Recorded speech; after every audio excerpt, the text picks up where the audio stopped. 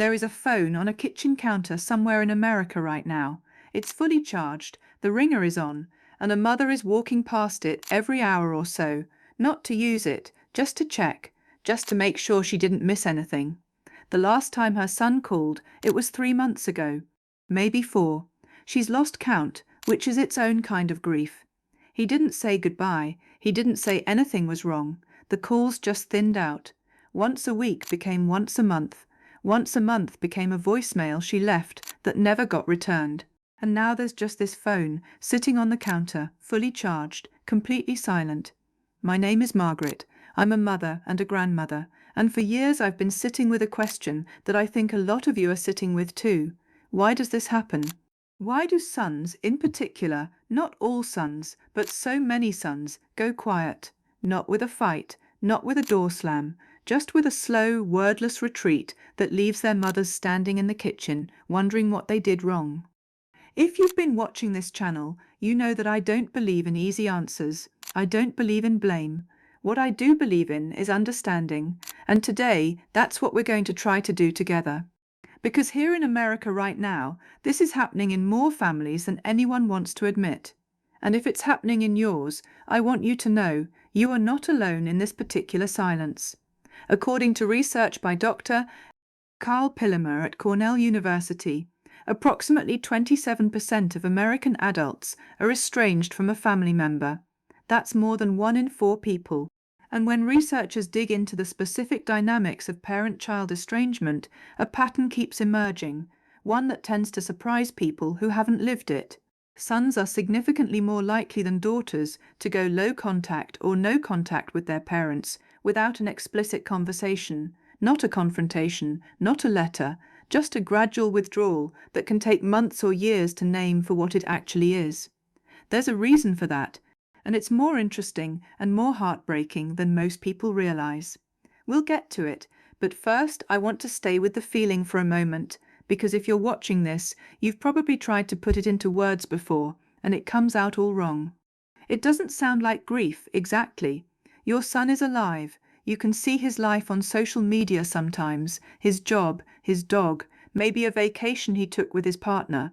He is fine. He is out there living. And yet something has been severed, quietly, without ceremony, and the loss of it sits in your chest like a stone that has no name. A woman I know described it like this: it's like being unfriended by someone who is still breathing. You can see them through the window, and they just don't let you in anymore. That image captures something clinical language can't: the specific bewilderment of loving someone who is present in the world but absent from your life. And here's what the data confirms. Research published in the Journal of Marriage and Family found that estrangement between adult children and their parents is far more common in the United States than in many other countries. American culture's emphasis on individual autonomy, on building a self independent from the family of origin, makes this kind of distance more socially acceptable here than almost anywhere else. In America today, pulling away from a parent is not seen as a failure, it is often seen as growth, as health. Your son may have heard this message from his therapist, his partner, from podcasts, from friends. That distance from family is sometimes the bravest thing you can do. I'm not saying that message is wrong in every case. I'm saying that when you are the parent on the other side of that distance, it lands like a verdict, and nobody reads you your rights. Here's what almost no one talks about when they talk about mother-son estrangement specifically. There is a whole psychology of male emotional withdrawal that most mothers never see coming, not because they weren't paying attention, but because it doesn't look the way we expect disconnection to look. Most of us, when we imagine a relationship ending, imagine a fight, words said, doors closed, an event you can point to. But with sons, the withdrawal is often not a decision so much as a drift. It starts small, he gets busy, the weekly call becomes bi-weekly. You tell yourself it's the job, the new relationship, the fact that he's building his life. You don't want to be the kind of mother who makes him feel guilty for having a life. So you wait, you leave a light on, and the drift continues. Researchers who study male emotional development have documented something they call covert avoidance, a tendency in many men to manage relational discomfort not through conflict but through increasing distance. In plain language, when something feels unresolved or heavy in a relationship, many men don't talk about it. They back up, slowly, without announcement. The distance began as a coping strategy and slowly became a new normal. And the cruel thing, the part that keeps mothers up at night, is that by the time the distance feels alarming to you, it may already feel settled to him. You're standing at a door that from his side has been quietly closing for years. Now, I want to be honest with you about the other side of this, because I made you a promise. I don't do one-sided on this channel, and the research is clear that estrangement, when it happens, is almost never just about a son deciding to be difficult. There is almost always something underneath it. Something that your son has been carrying, often for a very long time, that he may not have the tools or the vocabulary to bring to you directly. Dr. Lucy Blake, who has spent years studying family estrangement from both sides, found that adult children who withdraw most commonly report, over many years, feeling that their emotional experiences were not taken seriously. Not that their parents were cruel, but that when they tried to share something difficult, a fear, a failure, a struggle, the response felt minimizing, or the conversation turned back to the parents' feelings before their own had fully landed. This is painful to hear, because most of the mothers watching this were trying. They were saying the things they thought were helpful. It'll be okay. You're stronger than you think. These are the words of love.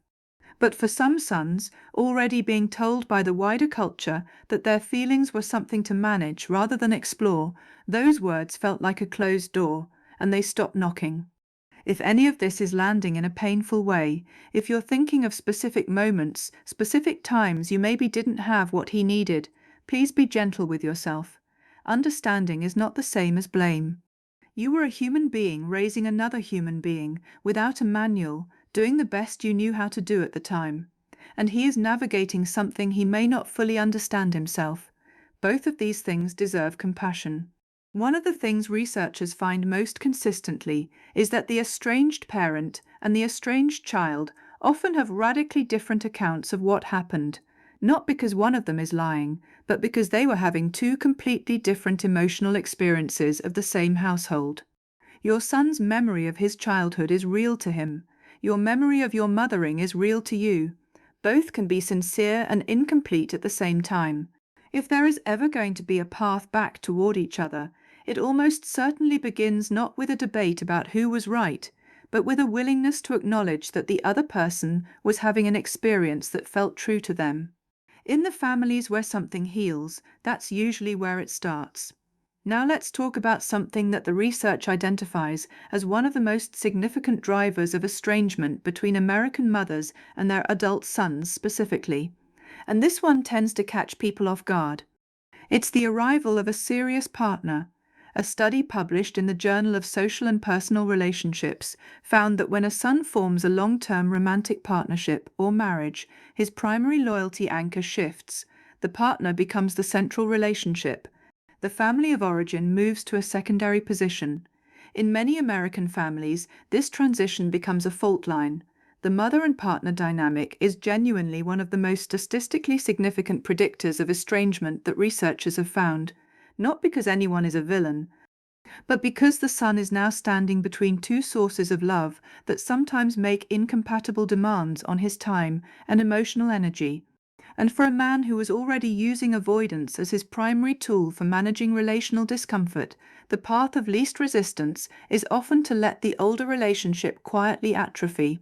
The research suggests that the single most counterproductive response a mother can have in this moment is to make her son feel that he must choose.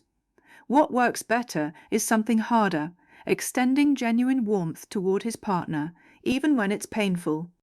Making space for your son to feel that loving his partner and loving you are not mutually exclusive. That is hard work, but it is the work that keeps doors open. Here's something I want to say carefully. Across the United States right now, there is a silent epidemic of mothers grieving their living sons. They sit in church on Mother's Day and smile when people ask about their children. They don't talk about it at dinner parties, they carry it home alone. Because the grief of estrangement is a grief that our culture has not yet built language for. When someone dies, there are flowers and a word for what you are, bereaved. When someone goes silent, there is nothing, no ceremony, no name for what you are. Dr. Pauline Boss has written about what she calls ambiguous loss, the particular suffering that comes from losing someone who is still present in the world, because the grief is real. It has all the features of grief, the waves of sadness, the hollow feeling on holidays, the way a song can undo you in an instant. But because the person is still alive, it doesn't get treated as grief, it gets treated as a problem to be solved. And when you can't solve it, the implication, sometimes spoken, usually not, is that you haven't tried hard enough. So many of you have written to me about the exhaustion of being told over and over to reach out, to try again, as if the trying were the thing that was missing. As if you hadn't been trying since the calls stopped. I see you. The trying is not the thing that's missing. What's missing is something that may still be on its way. Because here is what the longitudinal research tells us, and I want to end on this. Estrangement is rarely permanent. Research that followed estranged family members over time found that the majority, more than 60%, were eventually followed by some form of reconciliation. Not always a full restoration of the relationship as it was, but contact, acknowledgement, a door that one day opens again. That doesn't mean you have to wait passively. It means the story is not over. Your son is not a fixed point. He is a human being in motion, being shaped by experiences and years of living that may gradually bring him back toward you. I've spoken to mothers who went 5 years, 8 years with nothing, and then one day a text came through. Sometimes it was a crisis, sometimes it was fatherhood, sometimes it was simply time and growth and whatever quiet internal reckoning we all eventually do about the people who raised us. You don't have to fix this today. Maybe all you have to do right now is leave the door open, keep the light on, and know that love, even at a distance, even unreturned, is not wasted. It goes somewhere. It matters. If this video touched something in you, please leave a comment below. This community has taught me that hearing your own experience reflected back, even in a stranger's words, can make the silence a little less heavy. You are not alone in this, and the phone on your counter, leave it charged. You never know what day a call might come.